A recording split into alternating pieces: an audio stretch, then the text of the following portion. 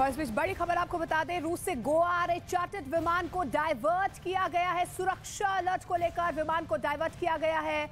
विमान में 238 यात्री सवार हैं, जानकारी मिल पा रही है। रूस के पर्म एयरपोर्ट से विमान ने उड़ान भरी थी। विमान को उज्बेकिस्तान की तरफ डाइवर्ट किया गया है। ये बड़ी खबर निकल कर आ रही है। सुरक्षा के लिहाज से फिलहाल जानकारी मिल पा रही है। विवेक गुप्ता मेरे सहयोगी फोनलाइन के जरिए हमारे साथ जुड़ रहे हैं। विवेक, क्या कुछ जानकारी मिल पा रही है सुरक्षा अलर्ट को लेकर, क्यों इस विमान को डाइवर्ट किया गया? मोनिका, देखिए, आपको बताना चाहेंगे कि अजूर एयर फ्लाइट है ये जो मॉस्को से गोवा आ रही थी और उसमें ये रशियन एजेंसीज को ये कॉल आया है कि उस फ्लाइट में बम है, जिसके बाद इस पूरी फ्लाइट को गोवा आने से पहले ही अब उज्बेकिस्तान में डाइवर्ट किया गया है। आपको बताना चाहेंगे कि इस पूरे फ्लाइट में तकरीबन 240 पैसेंजर हैं जो मॉस्को से उड़ान भरी थी और गोवा उसे लैंड होना था, लेकिन बॉम्ब सेट की वजह से अब ये फ्लाइट उज्बेकिस्तान में लैंड कराई गई है। वहाँ पे सारे सिक्योरिटी चेकअप चल रहे हैं, क्योंकि जब भी कोई ऐसे कॉल्स आते हैं जो SOP होती है उसमें सारे जो इमरजेंसी लैंडिंग की जाती है, सारे प्लेन से जो पैसेंजर्स हैं, क्रू हैं, को उतारा जाता है, उनके सामान की चेकिंग की जाती है। जब तक ये पूरा प्रोसेस SOP पूरी तरह नहीं होता है तब तक फ्लाइट वहाँ से उड़ाएगा नहीं। अभी भी उज्बेकिस्तान में इस फ्लाइट की फिक्सिंग हो रही है, चेकिंग हो रही है, जितने पैसेंजर्स में मौजूद थे उनकी चेकिंग हो रही है। उसके बाद ही साफ हो पाएगा कि क्या ये धमकी वाला फोन सिर्फ फॉक्स कॉल था या इसमें कोई सीरियसनेस है। मोनिका, शुक्रिया विवेक फिलहाल इस तमाम जानकारी के लिए। तो आपको बता दें कि बम होने की धमकी मिली थी, एक फोन कॉल आया था, जिसके बाद सुरक्षा के लिहाज से फिलहाल जो है इस पूरे विमान को डाइवर्ट कर दिया गया है।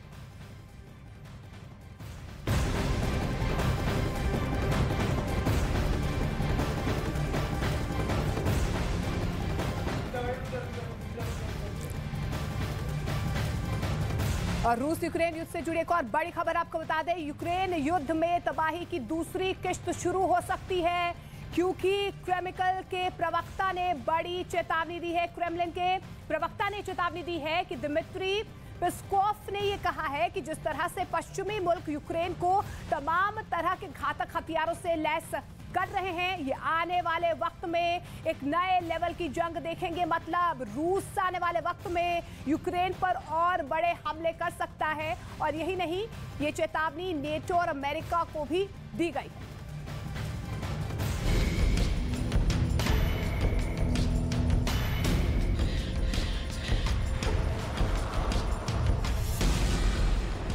महायुद्ध में महाविनाश का काउंटडाउन।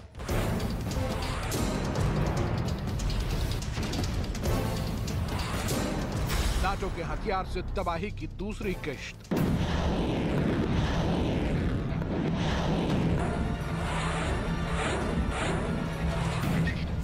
जंग में जेलेंस्की ने लिया नया प्रण।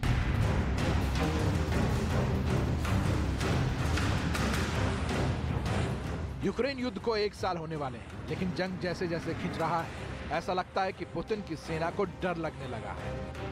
उन्हें खौफ सता रहा है कि अमेरिका और नाटो से मिलने वाली सैन्य मदद कहीं उनके लिए आखिरी युद्ध न साबित हो जाए। महातबाही की आशंका को जाहिर करता सबसे ताजा बयान क्रेमलिन से आया है। क्रेमलिन के प्रवक्ता दिमित्री पेस्कोव ने कहा कि जिस तरह से पश्चिमी मुल्क यूक्रेन को तमाम तरह के घातक हथियारों से लैस कर रहे हैं, तो वो आने वाले समय में एक नए लेवल की जंग देखेंगे।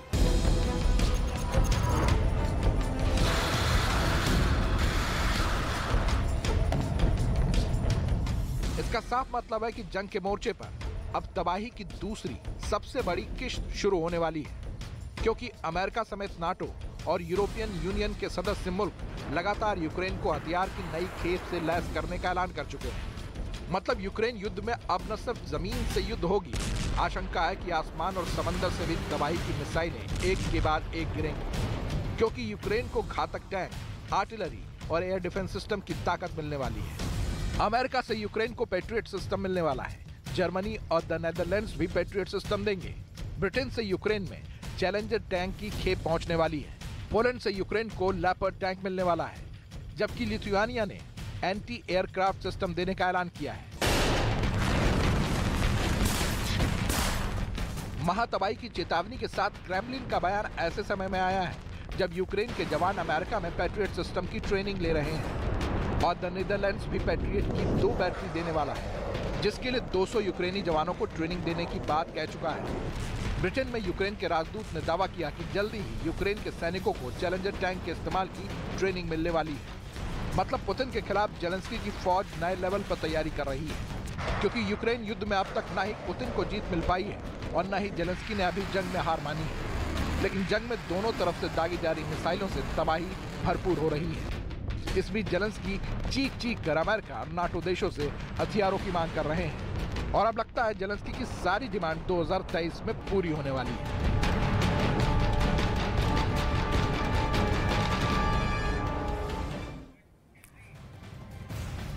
Water purifier segment